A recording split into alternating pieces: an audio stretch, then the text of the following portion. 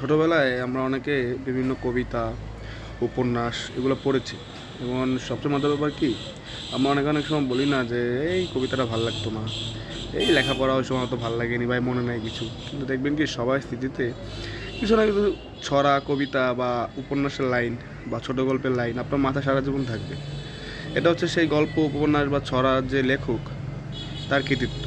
সে আপনাকে এতটাই মনোমুগ্ধ করতে পেরেছে যে আপনি সারা জীবন তার এই স্মৃতি মানে লাইনগুলো আপনার মাথায় আসে। মানে আপনি বিভিন্ন ক্ষেত্রে সেটি বিভিন্ন উপমা বা বিভিন্ন কথার প্রেক্ষিতে আপনি সেটি ইউজও করেন। ঠিক তেমনি আমার একটি আপনার লাইন ছোটোবেলার একটা কবিতা ছিল পল্লী জননী। এটা কোন ক্লাসের আমার সঠিক মনে নেই, জসীমউদ্দিনের পল্লী জননী কবিতা। তা সেখানে দুটো লাইন ছিল যে মা অসুস্থ থাকে আর মা থাকে অত্যন্ত গরিব, আপনারা যারা পড়েছেন জানেন। সো ছোটোবেলা ছেলে ছোটো থাকে, তো মেলা হয়, মেলাকে আপনার আড়ংও বলে। সো ছেলে আবদার করে যে সে মেলা দেখতে যাবে বা আড়ং দেখতে যাবে। তো তখন মা ছোটো বাচ্চা মানুষ, তাকে কি বলবে, তাকে তো আর বলতে পারবে না টাকা পয়সা নেই বা আমরা গরিব। সে এখানে তখন একটা ধর্মীয় সেন্টিমেন্ট ইউজ করে। কীভাবে, যে সে বলে যে কি যে মুসলমানের আড়ং দেখতে নাই, মানে মুসলমান যারা তাদের মেলায় যাইতে নাই।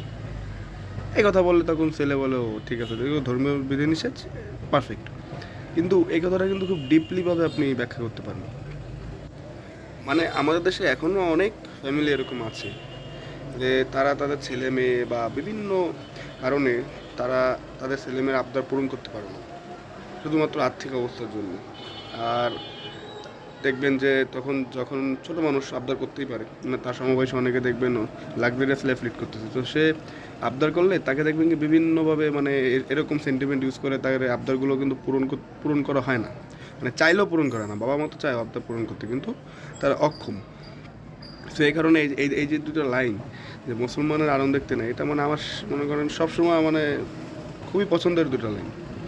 আর এখানে যে কবি জসীমউদ্দিন, তার কথা কি বলবো, সে যে দুটো লাইন ইউজ করেছে মানে কালজয়ী। সো আসলেই যে আমাদের মতো দেশে যতই আমরা বড় বড় ফুটানি দেখাই, আমাদের দেশে এখনও অধিকাংশ লোক তাদের আপনার যাবতীয় যে মৌলিক চাহিদা সেটি পূরণ করতে পারে না। আর তো আপনার মেলায় যাওয়া বা অন্য আবদার। মুসলিমও কিছু এলিট সোসাইটির লোক আছে, মনে হয় তাদের জন্যই দেশটা, তারাই পুরো বাংলাদেশের অর্থনীতি চালায়, তারাই বা লুটে পুটে খাচ্ছে, ব্যাংক থেকে ঋণ নিয়ে টাকা দেয় না, তারা বুঝছে না। আর যারা সৎ লোক আছে গরিব লোক আছে তাদের এরকম আবদার কখনোই পূরণ হয় না। অনেকে আছে যে দুবেলা দুমুঠো ভাত খাবে, সেই আবদারও তাদের পূরণ হয় না, আছে আমাদের দেশে। তো যাই হোক, আপনার কাছে এটা শেয়ার করলাম, আপনাদের এরকম ঘটনা থাকলে আপনারাও শেয়ার করবেন। ধন্যবাদ।